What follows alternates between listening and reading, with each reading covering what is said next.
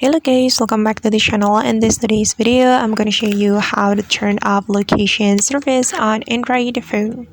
Alright guys, let's get into it. First of all, open your settings application on your Android phone. Then you're going to scroll down until you find the location setting. This is the location setting. We have to click on it.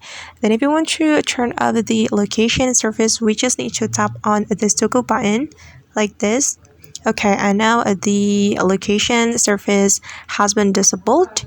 And actually, there is a quick way to turn off the location service. You just need to go to your notification panel.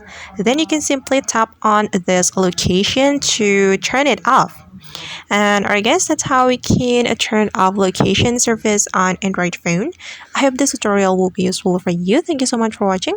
If you found this tutorial helpful, don't forget to hit the like button, leave your comments, and also subscribe to this channel. See you on the next video.